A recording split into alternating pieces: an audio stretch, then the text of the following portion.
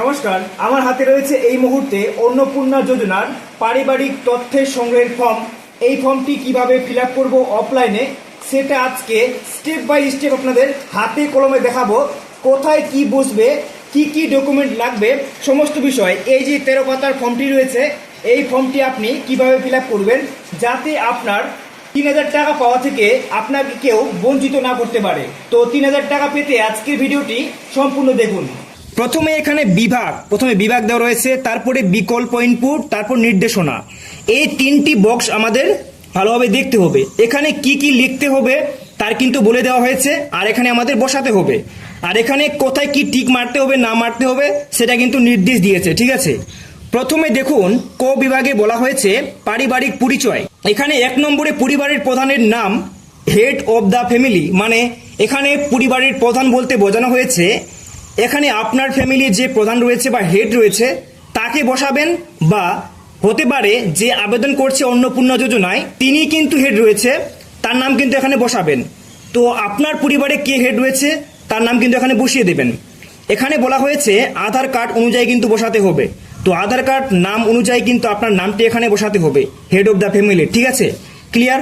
2 নম্বর জন্ম তারিখ যে হেড অফ ফ্যামিলি রয়েছে তার কিন্তু আধার কার্ডে কি জন্ম তারিখ রয়েছে সেই জন্ম তারিখটি এখানে প্রথমে দিন, তারপরে মাস, তারপর বছর, এরকম করে আপনাদের বসাতে হবে। কোন দিনে জন্মগ্রহণ করেছে, তারপরে কোন মাসে জন্মগ্রহণ করেছে, কত সালে জন্মগ্রহণ করেছে সেই অনুযায়ী কিন্তু আপনাদের বসাতে হবে। 3 নম্বর পরিবারের প্রধানের মানে হেড অফ দ্য ফ্যামিলির লিঙ্গ কি রয়েছে, তিনি কি পুরুষ, মহিলা বা অন্যান্য। আপনার ক্ষেত্রে যেটা হবে সেটা আপনি বসাবেন। এরপরে 4 নম্বরে পরিবারের প্রধানের হেড অফ দ্য ফ্যামিলির আধার নাম্বার। এখানে আপনি যাকে এখানে মানে প্রধান বানালেন তার আধার নাম্বারটি এখানে 12 অঙ্কের বসিয়ে দেবেন, ঠিক আছে। তারপরে দেখুন 5 নম্বরে বলা হয়েছে ডিজিটাল রেশন কার্ডের পারিবারিক আইডি যদি থাকে। আপনাদের যদি রেশন কার্ডের পারিবারিক আইডি থাকে সেক্ষেত্রে আপনি বসাবেন, আর যদি আপনি না বসাতে চান এখানে কিন্তু বলা হয়েছে যদি থাকে, না হলে কিন্তু নাও দিতে পারেন। তো যদি আপনি দিতে চান সেক্ষেত্রে আপনাকে পারিবারিক আইডি যেটা রেশন কার্ডে রয়েছে সেটা কিন্তু অনলাইনে ভিডিও দেখে বা ইউটিউবে ভিডিও দেখে কিন্তু আপনারা সেটা বার করতে পারবেন। এবার দেখুন 6 নম্বরে পরিবারের সদস্য সংখ্যা। এখানে আপনার ফ্যামিলিতে বা আপনার পরিবারে কতজন সদস্য রয়েছে এখানে সংখ্যায় লিখতে হবে, বলা হয়েছে শুধুমাত্র সংখ্যায় লিখুন, 4, 3, 2, 5 এরকম লিখতে পারেন, ঠিক আছে। এরপরে 7 নম্বরে বলা হয়েছে ঠিকানা। যাকে আপনি হেড অফ দ্য ফ্যামিলি বানালেন তার কিন্তু এখানে সম্পূর্ণ ঠিকানাটাই এখানে বলা হয়েছে স্থায়ী ঠিকানা। আপনি যেখানে এখন বসবাস করছেন বা স্থায়ী রয়েছেন তার ঠিকানা কিন্তু এখানে বসাতে হবে সম্পূর্ণটাই, ঠিক আছে। সম্পূর্ণ কিন্তু দিয়ে দেবেন, প্রথমে গ্রাম, তারপর পোস্ট অফিস, তারপরে আপনাদের থানা, তারপরে জেলা, তারপর আপনাদের পিন নম্বর, এরকম করে আপনি দিয়ে দেবেন। এরপরে রয়েছে 8 নম্বরে যোগাযোগ নম্বর। আপনি যাকে এখানে হেড অফ দ্য ফ্যামিলি বানালেন তার যোগাযোগের নম্বর কিন্তু দিতে হবে।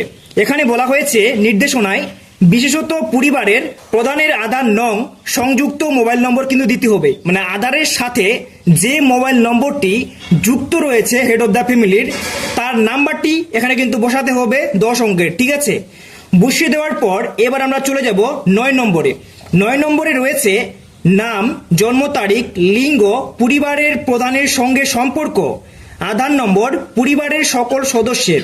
তো এবারে আমরা কিন্তু এখানে দেখতে পাচ্ছি মিডিলের ঘরে পরিবারের প্রধান হেড অফ ফ্যামিলি।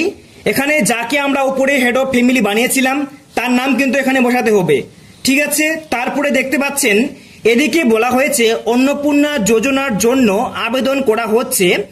যদি এখানে কোনো সদস্য অন্নপূর্ণা যোজনার জন্য আবেদন করে সেক্ষেত্রে আমাদেরকে হ্যাঁ করতে হবে। তো এখানে পরিবারের যিনি প্রধান রয়েছেন তিনি কিন্তু পুরুষ, আর উনি এখানে কিন্তু অন্নপূর্ণা যোজনার জন্য এলিজিবল না, তার জন্য উনি এখানে কিন্তু অ্যাপ্লাই করছেন না, তার জন্য আমি এখানে হ্যাঁতে টিক করলাম না।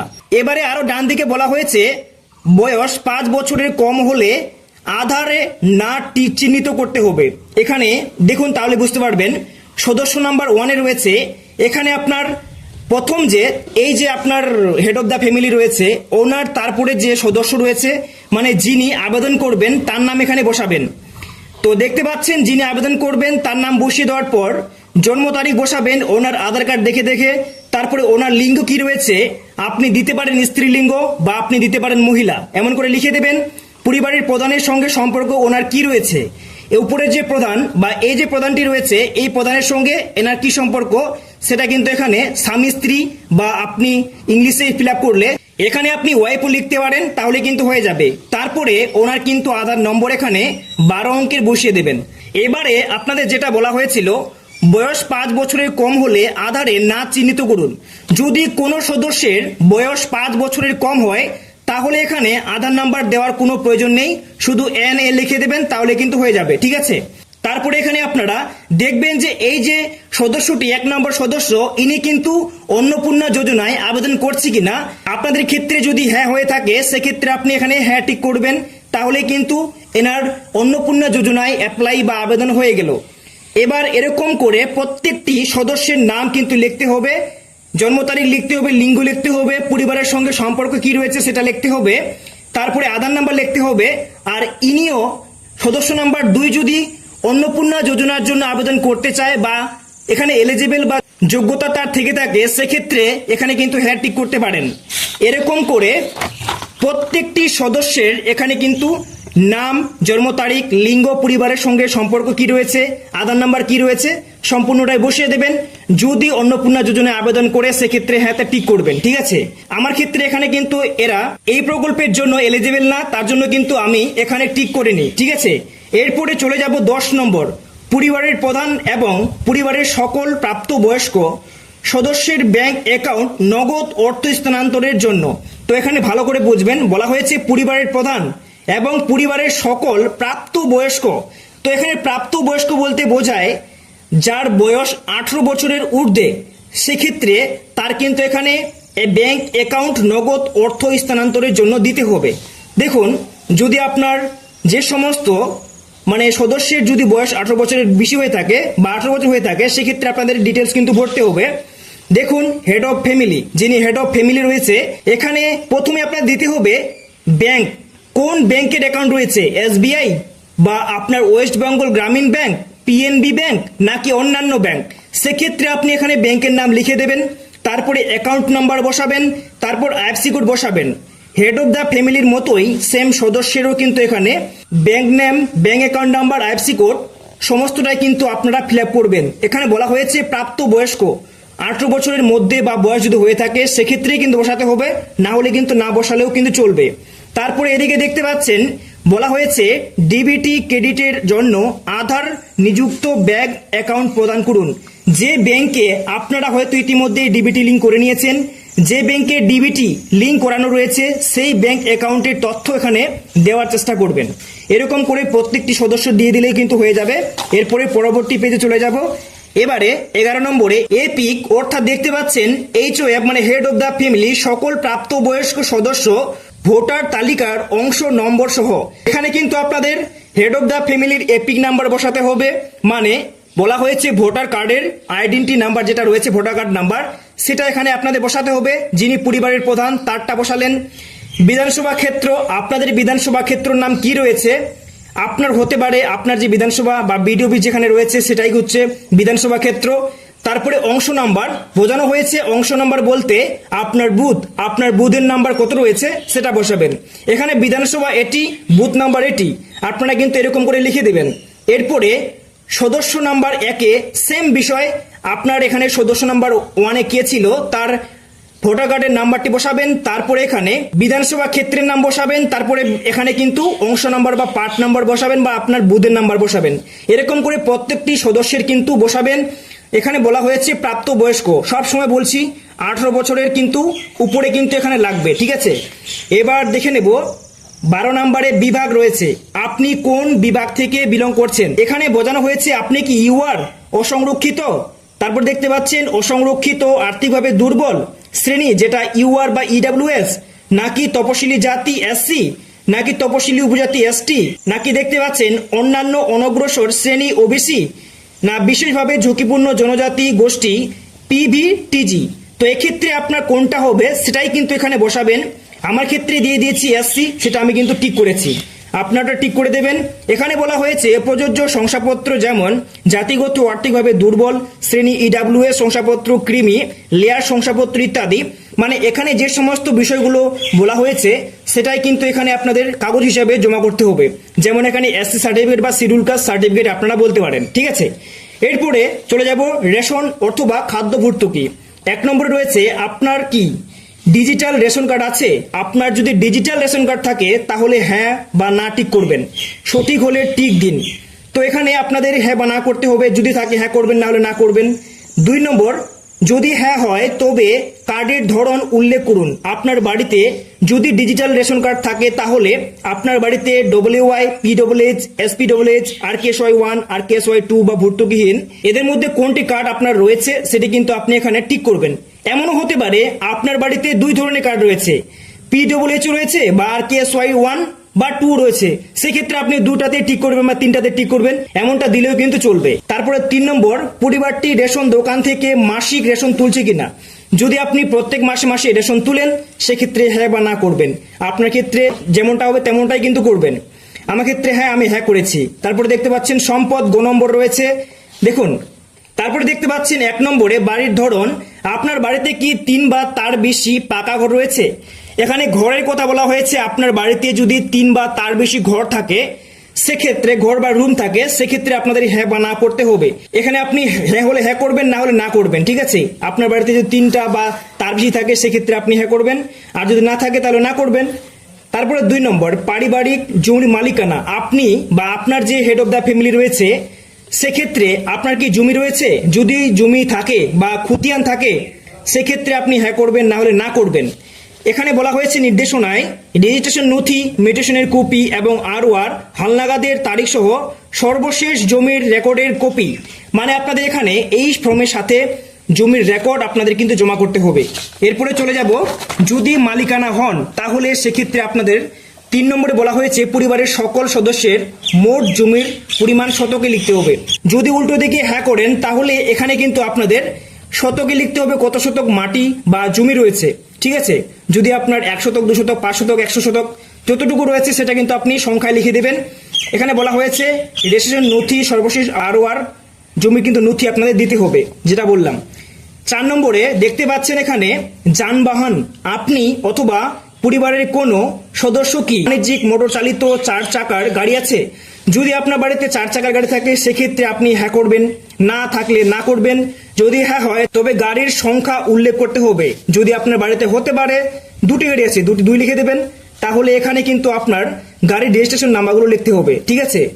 গাড়ি, জিপ, ট্রাক্টর অন্তর্ভুক্ত করুন। যদি হ্যাঁ হয় মডেল কিন্তু লিখতে হবে। এখানে কোন গাড়ি আপনার রয়েছে সেক্ষেত্রে মডেল আপনাদের লিখতে হবে। এবার দেখুন 5 নম্বরে পরিবার ভিত্তিক সদস্যের এখানে স্বাস্থ্য বীমার কথা বলা হয়েছে। আপনার কি স্বাস্থ্য বীমা করা রয়েছে। যদি হ্যাঁ হয় তাহলে আপনি কিন্তু এখানে বা হেলথ ইন্স্যুরেন্স করা রয়েছে সেক্ষেত্রে হ্যাঁ করবেন, যদি থাকে না থাকলে না করবেন। যদি থাকে তাহলে এখানে কার থাকবে, হেড অফ দ্য ফ্যামিলি যিনি রয়েছেন তার কি এখানে হেলথ ইন্স্যুরেন্স করা রয়েছে। যদি ওনার হয় তাহলে ওনার কিন্তু এখানে সরকারি নাকি বেসরকারি সেটা লিখতে হবে। যদি বিমার অঙ্ক যদি করে থাকে তাহলে বিমার অঙ্ক আপনার দিতে হবে। হতে পারে এখানে 2 লাখ, 5 লাখ, 10 লাখ এরকম করে দিতে হবে। প্রিমিয়ামের বিবরণ, এখানে আপনি কত প্রিমিয়াম দিচ্ছেন মান্থলি বা ইয়ারলি সেটা কিন্তু এখানে লিখতে হবে। তারপরে দেখুন এখানে আমি যে এখানে ফিল আপ করেছি 1 নাম্বার সদস্য কিন্তু হেলথ ইন্স্যুরেন্স করা রয়েছে ওনার সরকারিভাবে। যেমন এখানে বিমার অঙ্ক হচ্ছে এখানে 5 লাখ টাকা। প্রিমিয়ামের বিবরণ স্বাস্থ্যসাথী কার্ডের অধীনে এখানে 5 লাখ টাকা স্বাস্থ্য বীমা করা রয়েছে, যেটা কিনা প্রত্যেকটি মহিলার থাকার কথা। সেক্ষেত্রে আপনি বসাবেন এখানে 2 নম্বর, 3 নম্বর যদি না থাকে এখানে কিন্তু কিছু করার দরকার নেই, ঠিক আছে। যার যা থাকবে তার কিন্তু এখানে স্বাস্থ্য বীমায় আপনারা উল্লেখ করবেন। এবার দেখুন দেখতে পাচ্ছেন এখানে ঘ নম্বর আয় অথবা পেশা। কোনো সদস্য কি আয়কর বা পেশাগত কর প্রদান করে, প্যান অথবা পি ট্যাক্স প্রদান করে। যদি হ্যাঁ হয় তাহলে হ্যাঁ করবেন, না হলে না করবেন। আমার ক্ষেত্রে না, আমি না দিয়ে দিয়েছি। এবার দেখতে পাচ্ছেন 2 নম্বরে পরিবারের সদস্যদের প্যান কার্ড যদি থাকে তাহলে দিতে পারেন, যদি না থাকে নাও দিলেও চলবে। যদি থাকে তাও যদি ইচ্ছা করেন আপনি আমি দিব না, ঠিক আছে, আপনি নাও দিতে পারেন। এখানে যদি থাকে বলা হয়েছে, দিলে ভালো হয়, ঠিক আছে, দিয়ে দেবেন। যদি হ্যাঁ হয় তাহলে আপনার নাম এবং প্যান নম্বরে কিন্তু এখানে উল্লেখ করতে হবে। প্রথমে হেড অফ দ্য ফ্যামিলি দিবেন, নামটি দিলেন এখানে, তারপরে প্যান নম্বরটি বসালেন, সদস্য নাম্বার 1-এ যিনি রয়েছে তার নাম বসালেন, তারপর প্যান নাম্বার বসালেন, এরকম করে বসাতে হবে। এরপরে পরবর্তী পেজে চলে যাব। এরকম করে এখানে 5টি সদস্য কিন্তু নাম উল্লেখ করা যাবে। তারপরে 3 নম্বরে কর্মসংস্থানের ধরন, আপনি যে এখানে হেড অফ দ্য ফ্যামিলি যাকে বানিয়েছেন তিনি সরকারিভাবে পরিবারে কি চাকরি করে, না বেসরকারি ক্ষেত্রে অন্তর্ভুক্ত কর্মচারী, সংগঠিত ক্ষেত্রে স্বনিযুক্ত উদ্যোক্তা, বেসরকারি মালিক ইত্যাদি, নাকি আংশিক সময়ের কর্মরত পার্ট টাইম জব করেন, নাকি অসংগঠিত ক্ষেত্রে স্বনিযুক্ত কারিগরি, শিল্পী, কৃষক ইত্যাদি, পরিযায়ী শ্রমিক, বেকার, অন্যান্য। এক্ষেত্রে আপনার ক্ষেত্রে কোনটা হবে সেটা কিন্তু আপনি বসাবেন। আমার ক্ষেত্রে বেসরকারি ক্ষেত্রে বেতনভুক্ত কর্মচারী, তো এখানে কিন্তু আমি কিন্তু ঠিক করেছি, ঠিক আছে। তারপরে 1 নম্বর সদস্যতে বেকার দিয়েছি, 2 নম্বরে অন্যান্য দিয়েছি, এরকম করে 3 নম্বরেও কিন্তু আমি বেকার দিয়ে দিয়েছি। আপনি আপনার ক্ষেত্রে যেমনটা হবে তেমনটাই বসাবেন, ঠিক আছে। এরপর 4 নম্বর, পরিবারের শিক্ষাগত প্রাপ্তবয়স্ক সদস্যের কিন্তু সংখ্যা। প্রাপ্তবয়স্ক সবসময় বলছি 18 ইয়ারের ঊর্ধ্বে যদি হয় বা 18 ইয়ার হয়ে থাকে, 18 বছর বয়স হয়ে থাকে, সেক্ষেত্রে কিন্তু বসাতে হবে পরিবারের অশিক্ষিত প্রাপ্তবয়স্ক সদস্যের সংখ্যা। শিক্ষিত কজন, অশিক্ষিত কয়জন, শিক্ষিত প্রাপ্তবয়স্ক সদস্যের সংখ্যা এখানে বসাতে হবে 1 বা 2। আপনার ফ্যামিলিতে কি রয়েছে, কজন রয়েছে, অশিক্ষিত কজন রয়েছে, সেটা কিন্তু এখানে সংখ্যায় আপনাদের বসাতে হবে। দেখুন, পরিবারের সকল শিক্ষিত প্রাপ্তবয়স্ক সদস্যের সর্বোচ্চ শিক্ষাগত যোগ্যতা প্রদান করুন। এখানে কিন্তু আপনাদের প্রাপ্তবয়স্ক সর্বোচ্চ যে শিক্ষাগত যোগ্যতা, আমরা লাস্ট কত অবধি পড়াশোনা করেছে সেটাই কিন্তু এখানে বসাতে হবে, ঠিক আছে। এখানে কনফিউশন সৃষ্টি হচ্ছে, হয়তো কেউ মাধ্যমিক দিয়েছে, মাধ্যমিক পাস করতে পারেনি কিন্তু মাধ্যমিক দিচ্ছে, সেটা কিন্তু দিলে চলবে না, সেখানে 9 পাস দিতে হবে, ঠিক আছে। যদি মাধ্যমিক পাস করে তাহলে মাধ্যমিক পাস দেবেন, মানে পাস করাতে হবে যে ক্লাসটি তিনি পড়বেন, ঠিক আছে। এরপরে আমি দিয়ে দিয়েছি 4 জনই শিক্ষিত পরিবারের প্রধান। এখানে শিক্ষিত রয়েছে, বিএ পাস করেছে, দেখতে পাচ্ছেন। তারপরে এখানে সদস্য নাম্বার 1 শিক্ষিত রয়েছে, সর্বোচ্চ শিক্ষাগত যোগ্যতা বিএ পাস। তারপরে দেখতে পাচ্ছেন 2 নম্বর সদস্য শিক্ষিত রয়েছে, 12 পাস রয়েছে। তারপর 3 নম্বর সেম কিন্তু দিয়েছি। এবার আপনার ক্ষেত্রে যেমনটা হবে আপনি তেমনটাই কিন্তু বসাবেন। এরপরে দেখুন, এখানে কিন্তু 5 নম্বরে বলা হয়েছে কোন সদস্য কি কোন সাংবিধানিক পদ, মন্ত্রী, সাংসদ, বিধায়ক, পৌর স্থানীয় সংস্থা এবং পঞ্চায়েতের সংস্থার প্রাক্তন বর্তমান ধারক। মানে আপনার ফ্যামিলিতে এমন কোনো ব্যক্তি বা মানুষ বা সদস্য ছিল যে কিনা মন্ত্রী ছিল বা আপনার কোনো সাংবিধানিক পদ ছিল বা এরকম, যেরকম বিধায়ক, পৌরস্থানীয় সংস্থা, পঞ্চায়েতের সঙ্গে প্রাক্তন বা বর্তমান হতে পারে, আগে ছিল এখন নেই, প্রাক্তন হয়ে গেছে, সেটা ছেড়ে দিয়েছে, এরকম যদি থাকে সেক্ষেত্রে হ্যাঁ বা না করবেন। যদি হ্যাঁ হয় হ্যাঁ করবেন, আর হ্যাঁ হলে যিনি এই পদে রয়েছেন তার কিন্তু সদস্য নাম কিন্তু এখানে বসাতে হবে। আমার না, তো আমি না দিয়ে দিয়েছি। যদি হ্যাঁ হয়, প্রয়োজনীয় সহায়ক নথি থাকলে জমা দিতে বলেছে স্বঘোষণায়, ঠিক আছে। এরপরে দেখুন তারপর 6 নম্বরে কোনো সদস্য কি সরকারি পেনশনভোগী। আপনার বাড়িতে কোনো সদস্য যদি সরকারি পেনশন পায় সেক্ষেত্রে আপনি হ্যাঁ করবেন, না হলে না করবেন। যিনি সরকারি পেনশনভোগী তার সদস্য নাম্বার এখানে বসাতে হবে। তো এখানে আমার একটা জিনিস ভুল হয়ে গেল, যিনি পদে রয়েছেন তার সদস্য সংখ্যা কত, মানে এরকম অনেকজন থাকতে পারে, তো একজন পরিবারে মনে করো 3 জন রয়েছে তাহলে 3 বসাবেন, এরকম। তারপরে দেখতে পাচ্ছেন এখানেও সেম বিষয়, যদি কোনো রকম কোনো সদস্য পেনশন পেয়ে থাকে সেক্ষেত্রে সদস্য নাম্বার কজন, 2 জন, 3 জন, 4 জন পাচ্ছে, সেক্ষেত্রে আপনি এখানে একজন বসাতে পারেন, আপনার যেরকমটা হবে তেরকম, ঠিক আছে। এরপরে এখানে বলা হয়েছে যদি হ্যাঁ হয় তাহলে পেনশন স্লিপ কিন্তু সংযুক্ত করতে হবে। যদি পেনশন পায় সেক্ষেত্রে আপনাদের এই ফর্মের সাথে পেনশন স্লিপ কিন্তু দিতে হবে। 7 নম্বর, কোন সদস্য কি জিএসটির অধীনে নিবন্ধিত রয়েছে। আপনার পরিবারে যদি কেউ জিএসটি পে করে সরকারকে তাহলে হ্যাঁ করবেন, না হলে না করবেন। জিএসটি যদি পে করে বা জিএসটি হ্যাঁ হয় তাহলে জিএসটি 3 নাম্বারটি এখানে এই ফর্মের সাথে অ্যাটাচ করে জমা দিতে হবে, এখানে বসাতে হবে না, ঠিক আছে। এরপরে 8 নম্বর, পরিবারের মোট বার্ষিক আয়। এখানে পরিবারের মোট বার্ষিক আয় কত রয়েছে, মানে বছরে কত টাকা পরিবারে ইনকাম হচ্ছে আনুমানিক একটা দিয়ে দেবেন, অঙ্কে দিতে হবে। হতে পারে 1,20,000, 96,000, 48,000, 2 লাখ টাকা, 3 লাখ টাকা, যেরকম পারেন আপনার পরিবারে, ঠিক আছে, দিয়ে দিবেন। তারপরে এখানে ও নম্বরে বলা হয়েছে অন্যান্য পরিচয় নথি। 1 নম্বরে দেখতে পাচ্ছেন সিএ আবেদনের বর্তমান অবস্থা যদি থাকে, আপনি যদি আপনার পরিবারে কেউ সিএতে আবেদন করে থাকে, হেড অফ দ্য পরিবারের যে প্রধান, হেড অফ দ্য ফ্যামিলি, তিনি কি আবেদন করেছিলেন সিএতে, যদি করে থাকে সেক্ষেত্রে আপনি হ্যাঁ করবেন। দেখতে পাচ্ছেন আবেদন করা রয়েছে, যদি হ্যাঁ হয় তাহলে আবেদন নাম্বার কিন্তু এখানে বসাতে হবে। ইস্যু করা হয়েছে যদি হয় তাহলে আপনাদের যদি হ্যাঁ হয় তাহলে সার্টিফিকেট কিন্তু নাম্বার এখানে বসাতে হবে। আর আপনি এই সিএতে আবেদন করেননি তাহলে সেক্ষেত্রে আপনি প্রযোজ্য নয় টিক করবেন। যদি আমার ক্ষেত্রে কিন্তু এখানে প্রযোজনের সব ক্ষেত্রে আমি দিয়ে দিয়েছি। আপনারটা যেমনটা হবে তেমনটাই আপনি কিন্তু এখানে বসাবেন। যদি এখানে কোনো রকম কোশ্চিন থাকে আপনারা কমেন্ট করতে পারেন, আমি যতটুকু সাধ্য অনুযায়ী আপনাদের রিপ্লাই দেওয়ার চেষ্টা করব। এবারে দেখতে পাচ্ছেন এখানে বলা হয়েছে তারপরে 2 নম্বর অন্যান্য Kisan credit card, KCC Kisan credit card, ID KCC ARD, শিল্পী কিষাণ ক্রেডিট কার্ড, এরকম করে আপনাদের মৎস্যজীবী যদি কার্ড থাকে, শিক্ষার্থী ক্রেডিট কার্ড যদি থাকে, সেক্ষেত্রে আপনার এখানে পরিবারের প্রধানের যদি থাকে সেক্ষেত্রে বসাবেন এখানে নাম্বারটি, তারপরে এখানে আইডি সংখ্যা, যে তারিখ ইস্যু করা হয়েছে সেই তারিখ কিন্তু এখানে আপনাদের দিতে হবে। যে তারিখে সেই কার্ডটি আপনার ইস্যু করেছে বা চালু হয়েছে সেই কার্ডের নাম এখানে কিন্তু তারিখ আপনাদের কিন্তু বসাতে হবে। এখানে দেখতে পাচ্ছেন প্রদানকারী কর্তৃপক্ষের বিবরণ দিন। যে সংস্থা থেকে আপনাদের কার্ডটি দেওয়া হয়েছে সেখান থেকে এখানে আপনার একটা বিবরণ দিতে হবে। যে কার্ডটি আপনাকে প্রদান করেছে তার কিন্তু এখানে বিবরণ দিতে হবে সেই কর্তৃপক্ষ থেকে। এবার চলে যাব, এরকম যদি প্রত্যেকটি সদস্যের থাকে তাহলে আপনি এখানে কিন্তু যেরকমটা বললাম নং বসাতে হবে, তারপর এখানে আইডি সংখ্যা বসাতে হবে, তারপর দেখতে পাচ্ছেন ও যে তারিখে ইস্যু করা হয়েছে সেই তারিখটা কিন্তু এখানে বসাতে হবে। এরকম করে শেষ করবেন এখানে। তারপরে 3 নম্বর, যদি এসআইআর স্পেশাল ইন্টেনসিভ রিভিশন 2026-এর নাম বাদ পড়ে থাকে তবে মামলাটি ট্রাইব্যুনালে বিচারাধীন কিনা। যদি আপনি এসআইআর নাম বাতিল না পড়ে সেক্ষেত্রে আপনি প্রযোজনায় ক্লিয়ার করে দেবেন। তারপরে যদি মামলাটি ট্রাইব্যুনালে বিচারাধীন যদি থাকে তাহলে হ্যাঁ করবেন, যদি থাকে সেক্ষেত্রে মামলার বিবরণ কিন্তু দিতে হবে, ওইদিকে দেখাচ্ছি আপনাদের। যদি মামলাটি বিচারাধীনে না থেকে আপনি হিয়ারিংয়ে গিয়েছিলেন সেখান থেকে আপনার ফাইনাল লিস্টে নাম উঠে গেছে তাহলে এখানে না করবেন। ঠিক আছে, ক্লিয়ার। এরপরে চলে যাব, সেম কিন্তু বিষয় 1 নম্বর সদস্য, 2 নম্বর সদস্য, 3 নম্বর সদস্য সেম বিষয়। এবারে চলে যাব 4 নম্বর, সামাজিক মর্যাদা এবং নির্ভরশীল ব্যক্তিগণ। 1 নম্বরে রয়েছে বিদ্যালয়ের অধ্যয়নরত পরিবারের সকল শিশুর বিবরণ। আপনার পরিবারে যদি কোনো শিশু থাকে সদস্য নাম্বার 1-এ আপনার শিশুর নাম দিতে হবে, এখানে নামটি দিয়ে দেবেন। কোন শ্রেণীতে পড়ছে এখানে দিয়ে দেবেন 1 2 3 4, বিদ্যালয়ের নাম দিতে হবে। কোন বিদ্যালয়ে আপনার শিশুটি পড়াশোনা করছে সেই বিদ্যালয়ের নাম এখানে বসাবেন। তারপরে ধরন এখানে দিতে হবে, আপনার যে স্কুলটি, যে শিশুটি আপনার স্কুলে পড়ছে সেটা কি সরকারি নাকি বেসরকারি, নাকি স্বীকৃত মাদ্রাসা, নাকি অন্যান্য মাদ্রাসা, নাকি অন্যান্য। আপনার ক্ষেত্রে যেটা হবে, মনে করো আপনার সরকারিতে সেক্ষেত্রে আপনি সরকারি বসাবেন, বেসরকারি হলে বেসরকারি।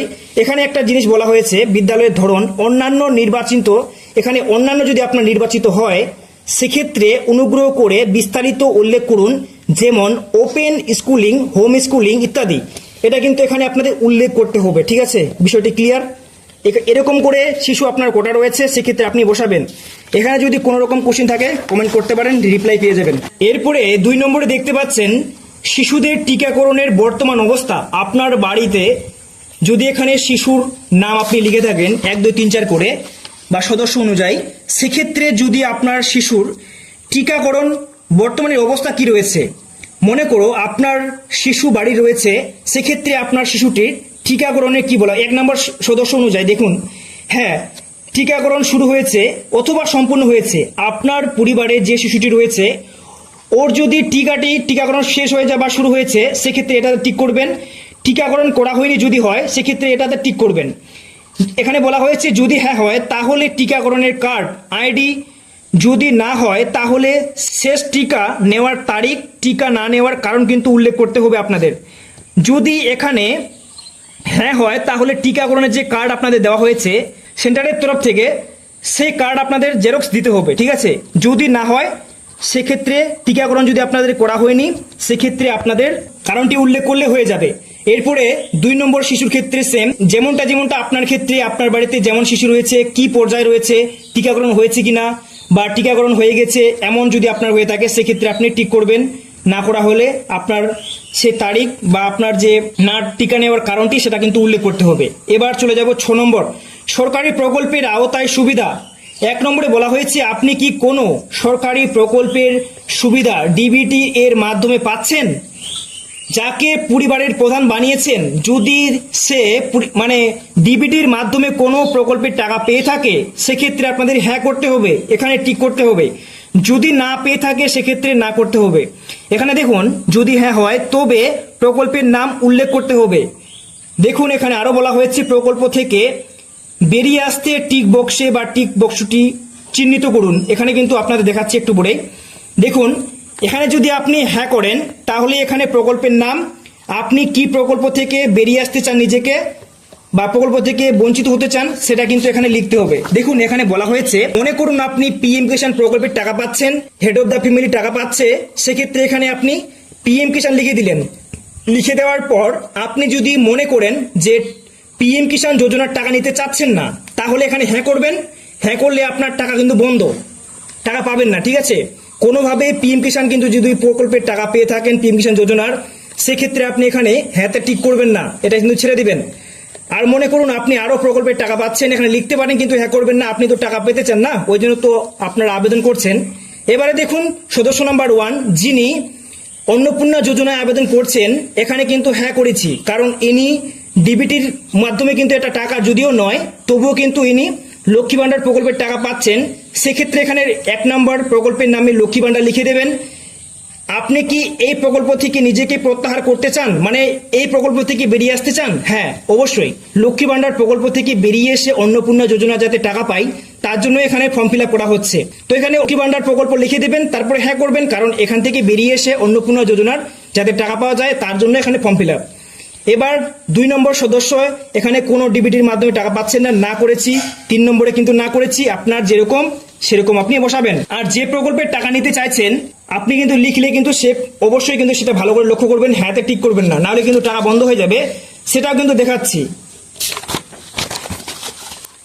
এবার সবার লাস্ট পেজে আমরা চলে আসছি, দেখতে পাচ্ছেন বাদ দেওয়া হলে কারণ অফিসার কর্তৃক পূরণীয়, এখানে নম্বর বলা হয়েছে। এখানে দেখতে পাচ্ছেন বলা হয়েছে যে ঘোষণা ও সম্মতি, ভালো করে বুঝবেন এই বিষয়টি কিন্তু এখানে বোঝার আছে। আমি এই মর্মে ঘোষণা করছি যে উপরে প্রদত্ত তথ্য আমার জ্ঞান ও বিশ্বাস অনুযায়ী, এখানে কিন্তু ঠিকটা একটু পড়ে দেখাচ্ছি আপনাদের, অনুযায়ী সত্য এবং প্রযোজ্য ক্ষেত্রে আমি সকল সহায়ক নথি প্রদান করেছি এবং উপরে উল্লিখিত কোনো মানদণ্ড বাদ দেয়নি। আমি অবগত যে আমার প্রদত্ত কোনো তথ্য মিথ্যা প্রমাণিত হলে আমার সামাজিক সুরক্ষা সংক্রান্ত সুবিধাসমূহ বন্ধ হয়ে যেতে পারে। তো এখানে বোঝানো হয়েছে আপনি যে এখানে যে সমস্ত বিষয়গুলো অ্যাটাচ করলেন বা ফিল আপ করলেন সেগুলো আপনি সঠিক দিয়েছেন, সেটা কিন্তু এখানে সম্মতি আপনার চাওয়া হচ্ছে। যদি আপনি ভুল দেন তাহলে আপনারই দোষ পড়বে, সেটা কিন্তু এখানে ঘোষণা করছেন বা এখানে টিক করছেন। আর এখানে এই ফর্মটি যাচাই করুন বা যোগ্য করুন, তার জন্য কিন্তু মানে যোগ্য করতে আপনাদের এখানে একটি সিগনেচার লাগবে, কারণ এখানে আপনার একটি সুই লাগবে। কার লাগবে সুইটি, এটা নিয়ে সবারই কনফিউজ হয়েছে যে এখানে সিগনেচার কে করবে। সিগনেচার আপনি পরিবারের যে হেড রয়েছেন, হেড অফ দ্য ফ্যামিলি, উনিও করতে পারেন। আর কিছু কিছু ক্ষেত্রে এখানে কিন্তু যিনি আবেদন করছে মানে অন্নপূর্ণা যোজনায়, সে কিন্তু এখানে সিগনেচার করতে পারে। তো আমার ক্ষেত্রে এখানে আমি যিনি অন্নপূর্ণা যোজনার জন্য আবেদন করছে তার নাম কিন্তু এখানে সিগনেচার করা হয়েছে, আপনারটাও কিন্তু এরকম করে দেবেন। এবারে নিচে কিন্তু এখানে কিন্তু নিচে কিন্তু এখানে বলা হয়েছে এন্ড ও ফর্ম, মানে এখানে ফর্ম শেষ, আর কিছু করার দোকান নেই, শুধুমাত্র সরকারি ব্যবহারের জন্য। এখানে এদিকে আমাদের কিন্তু কোনো কিছু হাত দেওয়ার প্রয়োজন নেই।